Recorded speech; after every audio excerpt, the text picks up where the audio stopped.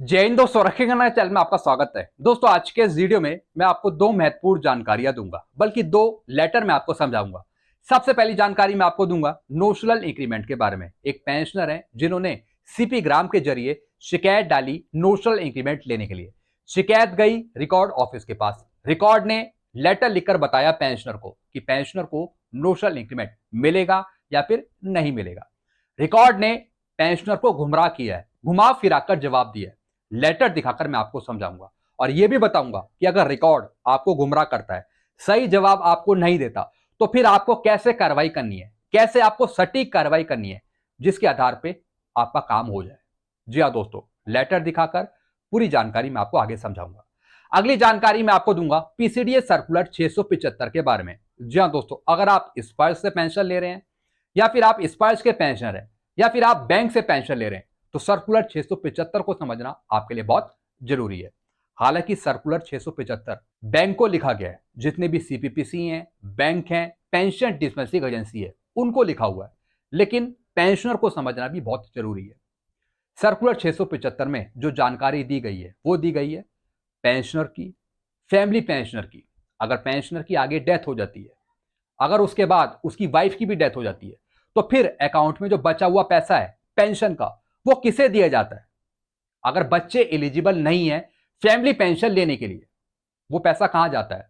क्या बच्चों को मिलता है या फिर वो वापस आरबीआई को दे दिया जाता है? इसी पर दोस्तों एक लेटर लिखा गया है पीसीडीए का, बैंक के नाम। जी हां दोस्तों, पीसीडीए ने एक लेटर लिखा है बैंक को लिखा है कि एक पेंशनर की या फिर एक वाइफ की रिकवरी है, इसे वापस कर दिया जाए पीसीडीए के अकाउंट में।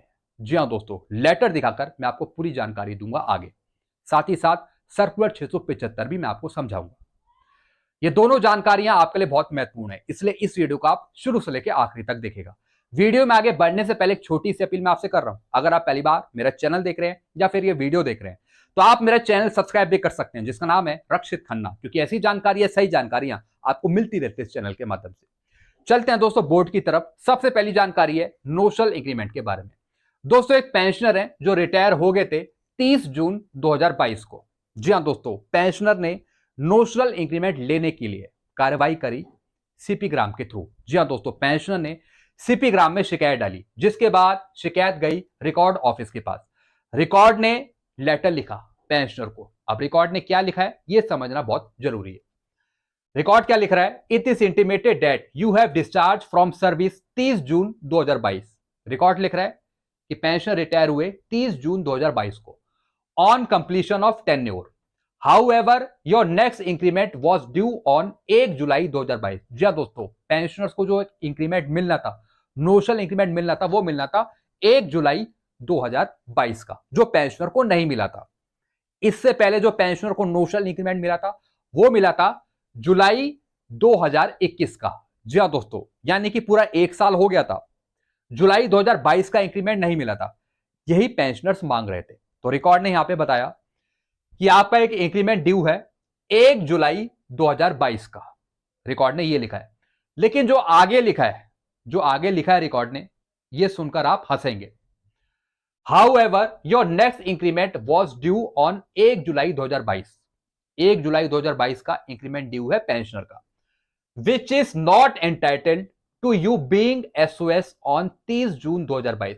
यानी 30 जून 2022 को जो आप रिटायर हुए, उसके आधार पे आपको नोशनल इंक्रीमेंट नहीं मिलेगा। किस तरीके से दोस्तों गुमराह करा गया है यहां पे रिकॉर्ड की तरफ से, आप खुद ही देख रहे हैं। एक तरफ रिकॉर्ड लिख रहा है कि आपका नेक्स्ट इंक्रीमेंट ड्यू है 1 जुलाई 2022 को। 1 जुलाई 2022 को ड्यू था, लेकिन आप रिटायर हो गए 30 जून 2022 को, इस वजह से आपको नोशनल इंक्रीमेंट नहीं मिलेगा। सरासर गुमराह किया गया है भैया। जब पेंशन रिटायर हो गए 30 जून 2022 को, तो सीधा सा इनका इंक्रीमेंट ड्यू होता था जुलाई में। जुलाई 2021 में पेंशनर को नोशनल इंक्रीमेंट दे दिया गया और अब ड्यू था जुलाई 2022 का, तो सीधा सा जुलाई 2022 का पेंशनर को नोशनल इंक्रीमेंट दिया जाना चाहिए। लेकिन रिकॉर्ड यहां पे गुमराह कर रहा है, उल्टा सीधा जवाब दे रहा है। पेंशनर को मैं बोलूंगा दोबारा कार्रवाई करें 14 अक्टूबर का लेटर देकर और सुप्रीम कोर्ट का आदेश देकर 11 अप्रैल का, ये दोनों आदेश लगाकर दिखाकर आप दोबारा कार्रवाई करें। रिकॉर्ड को देना पड़ेगा नोशनल इंक्रीमेंट। जी हाँ दोस्तों, तो दोस्तों जो भी ऐसे जवाब होते हैं आपको घबराने की जरूरत नहीं है, टेंशन लेने की जरूरत नहीं है, मुंह तोड़कर जवाब दीजिए रिकॉर्ड का। जी हाँ दोस्तों, सटीक कार्रवाई करें, मुंह तोड़िए रिकॉर्ड का। मैं तो ये बोलूंगा अगर इस तरीके के जवाब दिए जाते हैं, 14 अक्टूबर का लेटर है, सुप्रीम कोर्ट का आदेश है, साथ ही साथ सीएजी का भी ऑर्डर है, वो दिखाकर आप कार्रवाई करें। देखता हूं कौन आपको नोशनल इंक्रीमेंट नहीं देता। इन जवाबों से हमें निपटना आता है। जी हाँ दोस्तों, तो आपको घबराने की जरूरत नहीं है, टेंशन लेने की जरूरत नहीं है, आपको मिलेगा नोशनल इंक्रीमेंट। दोबारा कार्रवाई करें। चलते हैं दोस्तों अगली जानकारी की तरफ। अब दोस्तों मैं आपको समझाऊंगा एक लेटर। जी हाँ दोस्तों, और दोस्तों इस लेटर में पीसीडीए सर्कुलर 675 का जिक्र है। पहले मैं आपको लेटर समझाऊंगा, फिर मैं आपको बताऊंगा पीसीडीए का सर्कुलर 675 है क्या। अब दोस्तों ये लेटर है 28 मार्च 2025 का, अभी का ही लेटर है दोस्तों, ये मार्च का, इस साल का। अब दोस्तों ये लेटर लिखा गया है चीफ मैनेजर एसबीआई को, एसबीआई बैंक को लिखा गया है, सीपीपीसी चांदनी चौक को। क्या लिखा है दोस्तों, इसका सब्जेक्ट है application received through by NOK, यानी जो वाइफ थी उनके द्वारा पहले कार्रवाई करी गई थी, पहले एक लेटर दिया गया, तो उसके बिहाफ पर बेटे ने कार्रवाई करी है। क्योंकि दोस्तों यहां पर वाइफ की बहुत पहले ही डेथ हो गई थी। उसके बाद जो पेंशनर थे वो पेंशन लेते गए। जब पेंशनर की डेथ हुई उसके बाद 1 साल तक उनके खाते में पेंशन आती रही, लगातार उनकी पेंशन आती रही। अभी मैं आपको आगे समझाता हूं। दोस्तों एक बेटे ने यहां पे कार्रवाई करी थी पहले। In this connection it is intimated that service pensioner was demised on 18/11/2022, यानी जो खुद पेंशनर थे उनकी डेथ हो गई थी 18/11/2022 को, एंड स्पाउस डाइड ऑन 21/3/2017, और वाइफ की बहुत पहले डेथ हो गई थी, यानी 21 मार्च 2017 को। पेंशनर की डेथ हुई 2022 में और वाइफ की डेथ हुई 2017 में। As no family member is eligible for family pension, यानी माता पिता के मरने के बाद उसके बाद कोई एलिजिबल नहीं है फैमिली पेंशन लेने के लिए। जैसा आपको पता है अगर माता पिता की मृत्यु हो जाती है उसके बाद बच्चे एलिजिबल होते हैं फैमिली पेंशन लेने के लिए, उसके बाद बच्चे हकदार होते हैं फैमिली पेंशन लेने के लिए। अब चूंकि इनके फादर मदर की डेथ हो गई, लेकिन अब कोई एलिजिबल नहीं है, अब आगे कोई ऐसा नहीं है कि जिसको फैमिली पेंशन दी जाए। यह बताया दोस्तों यहां पे पीसीडीए ने। अब आगे क्या लिखा है, the service pension credited into bank account number इतना, एफएससी कोड इतना, इज ओवर पेमेंट। जी हाँ दोस्तों, अब जो सर्विस पेंशन मिलती थी पेंशनर को वो ज्यादा मिल गई, जिसका कि ओवर पेमेंट हो गया। जैसे मैंने आपको अभी बताया, पत्नी की बहुत पहले ही डेथ हो गई, पेंशनर कंटिन्यू पेंशन लेते गए, पेंशनर की डेथ हो गई, उसके बाद भी 1 साल तक पेंशनर के खाते में पेंशन आती गई, जो कि एक ओवर ड्यू बन गया, ओवर पेमेंट बन गया। ये पीसीडी ने यहां पे लिखा है। अब आगे क्या लिखा है, it is requested to deposit the overpaid pension amount 3,48,566। जी हाँ दोस्तों, यानी कि एक्सेस पेंशन पेंशनर के खाते में आती गई पेंशनर के एक्सपायर होने के बाद। और कितने की दोस्तों रिकवरी थी, कितने का ओवर ड्यू था, 3,48,566। जी हाँ दोस्तों, अब पीसीडीए ने बैंक को लिखा है कि सर्कुलर 675 के आधार पे इस अमाउंट को दिया जाए। कहां पर, पीसीडीए के अकाउंट में। यह लिखा है कितने की दोस्तों रिकवरी है, कितने का एक्सेस पेमेंट गया, कितने की ज्यादा पेंशन गई, 3,48,566। और कब तक, 19/11/2022 से 31/10/2023 तक। जी हाँ दोस्तों, यानी ये पीरियड है, पूरा ये पीरियड है, इस पीरियड के बीच में ज्यादा पेंशन पे हो गई अकाउंट में पेंशनर के, क्योंकि पेंशनर की डेथ हुई थी 18/11/2022 को, यानी जब डेथ हुई तो उसके बाद से यानी 31/10/2023 तक पेंशनर के खाते में पेंशन आती गई। ऐसा आपके साथ भी हो सकता है, तो आपको सतर्क रहना है, इसलिए मैं आपको ये चीजें समझा रहा हूं ताकि आपके साथ ऐसा ना हो। तो दोस्तों 3,48,566 रुपए ये पेंशनर के खाते में गए इस पीरियड के, 19/11/2022 से 31/10/2023 तक, इस पीरियड के। and credit the same in PCDA Prayagraj account maintain in RBI New Delhi IFSC code 5th and 10th is through NEFT। NEFT के माध्यम से जो ये पैसा है ये आरबीआई या फिर पीसीडीए के अकाउंट नंबर में डालने की कृपा करें। जी हां दोस्तों, यानी जो इतना पैसा है वो अभी बैंक के पास पड़ा है। जी हां दोस्तों, अभी इस अकाउंट को बंद नहीं करा गया है जब तक कि पेमेंट का सेटलमेंट ना हुआ हो। एक चीज मैं आपको समझा दूं, अगर एक्सेस पेंशन आपके खाते में चली जाती है और आपकी आगे डेथ हो जाती है, चाहे वाइफ की हो जाए या फिर पेंशनर की खुद हो जाए, तब तक आपका खाता बंद नहीं होगा जब तक उस पैसे को रिकवर नहीं किया जाता। जी हां दोस्तों, पेंशन डिस्पेंसिंग एजेंसी के द्वारा जब तक आपका खाता बंद नहीं होगा, जब तक नो ऑब्जेक्शन सर्टिफिकेट जारी नहीं होगा पेंशन डिस्पेंसिंग एजेंसी के द्वारा, जब तक उस पैसे को रिकवर नहीं किया जाएगा। अब दोस्तों आपने इस केस को समझा, इतना पेमेंट 3,48,566 रुपए अभी तक वो पेंशनर के खाते में पड़े थे। पेंशनर का खाता बंद नहीं करा गया क्योंकि ये एक्सेस पेंशन अमाउंट था। जब तक इसे रिकवर नहीं किया जाएगा, जब तक एनओसी जारी नहीं करी जाएगी। जी हां दोस्तों, जब तक एनओसी जारी नहीं करी जाएगी, जब ये पैसा ले लिया जाएगा उसके बाद पूरा अकाउंट क्लोज कर दिया जाएगा। अब दोस्तों कोई बच्चे भी नहीं है कि जिनकी आगे फैमिली पेंशन शुरू की जा रही हो। अगर ऐसा होता तो बच्चे की फैमिली पेंशन शुरू करी जाती और उसमें से रिकवरी होती रहती इतनी अमाउंट की।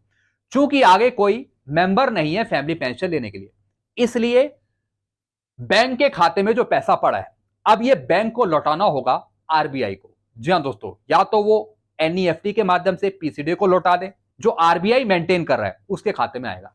अब दोस्तों पीसीडीए ने बैंक को लिखा कि आप 675 सर्कुलर का पालन करें। उसके आधार पे जो पेंशनर या फिर फैमिली पेंशनर के खाते में जो अमाउंट पड़ा है 3,48,566 रुपए, इसको वापस करें। और साथ ही साथ यहां पे अकाउंट नंबर भी लिखा है पीसीडीए का और आईएफएससी कोड भी लिखा है। अब क्या लिखा है दोस्तों सर्कुलर 675 में, where family pension is not being sanction, अगर फैमिली पेंशन शुरू नहीं की गई या फिर सैंक्शन नहीं करी गई, and no eligible family member to receive family pension, उसके बाद कोई फैमिली मेंबर नहीं है फैमिली पेंशन लेने के लिए, bank will release amount which was credited in bank account of deceased pensioner family pensioner prior to month of death of pensioner family pension। यानी bank मृतक पेंशन भोगी पारिवारिक पेंशन भोगी के बैंक खाते में पेंशन भोगी पारिवारिक पेंशन भोगी की मृत्यु के महीने से पहले जमा की गई राशि जारी करेगा। This will be done as per bank nomination rule, और ये किसके आधार पे होगा? बैंक नॉमिनेशन रूल्स के आधार पे। जी हां दोस्तों, बैंक्स भी यहां पे अप्लाई करता है कुछ रूल्स जिसे हम बोलते हैं नॉमिनेशन रूल्स। यही सब लिखा है दोस्तों पीसीडीए सर्कुलर 675 में। Bank need not to make any reference to PCDA P before releasing of said amount. जी हां दोस्तों, यानी बैंक को कोई जरूरत नहीं है कोई रेफरेंस लेने की पीसीडीए से जब वो अमाउंट को रिलीज कर रहा हो। जी हां दोस्तों, यानी जो बैंक ये अमाउंट रिलीज करेगा, जो ये अमाउंट देगा पीसीडीए को खाते में, तो कोई परमिशन लेने की जरूरत नहीं है पीसीडीए की, या फिर कोई रेफरेंस लेने की जरूरत नहीं है पीसीडीए से बैंक को। ये लिखा है calculation sheet for reaching amount of rupees 3,48,566। और इसी के साथ दोस्तों एक पूरी कैलकुलेशन शीट है कि जिस तरीके से ये एक्सेस पेंशन गई पेंशनर के खाते में।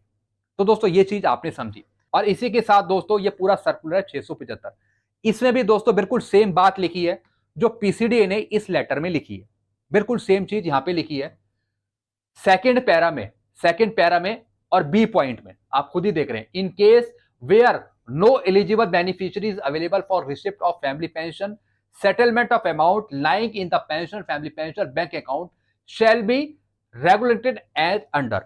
अब दोस्तों इसमें जो चीजें लिखी हुई है वो मैं आपको हिंदी में समझा देता हूं। सबसे पहली बात, जैसे आपकी कोई पेंशन चल रही है, आपकी पेंशन चल रही है, आपकी मृत्यु हो जाती है और आपकी मृत्यु से पहले वाइफ की मृत्यु हो जाती है, और खुदा ना खास्ता जब आपकी मृत्यु हुई उसके 1 साल तक कंटिन्यू खाते में पेंशन आती रही, एक्सेस पेंशन मिलती गई। बाद में पता चलता है पेंशन डिस्पेंसिंग एजेंसी को कि भैया ये पेंशनर तो 1 साल पहले ही खत्म हो गया था और इनकी पेंशन 1 साल ज्यादा जाती रही। उसके बाद पेंशन डिस्बर्सिंग एजेंसी एक लेटर बनाती है रिकवरी का, जैसे ये बनाया मैंने आपको अभी दिखाया 3,48,000 का।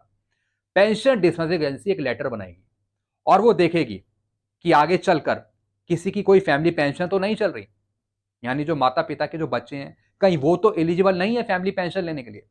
अगर बच्चे एलिजिबल होते हैं फैमिली पेंशन लेने के लिए तो दोस्तों फिर वो जो रिकवरल अमाउंट है, जो एक्सेस अमाउंट है, उसकी रिकवरी बना देती है, उसकी रिकवरी बन जाएगी और फिर जो आगे बच्चों की फैमिली पेंशन चलेगी उसमें से वो कटौती होती रहती है और उसकी सूचना बच्चों को भी दी जाती है। लेकिन अगर कोई बच्चे नहीं है फैमिली पेंशन लेने के लिए या फिर आगे किसी की फैमिली पेंशन नहीं चल रही है आपके परिवार में से, तो फिर दोस्तों जो मोटा अमाउंट है रिकवरी का वो फिर लौटाया जाता है। अब दोस्तों जो ये अमाउंट है 3,48,000 का, अब इसके बारे में किसको क्या पता है? बैंक के पास पड़ा है, बैंक के खाते में पड़ा है, तो बैंक को ये लौटाना होगा।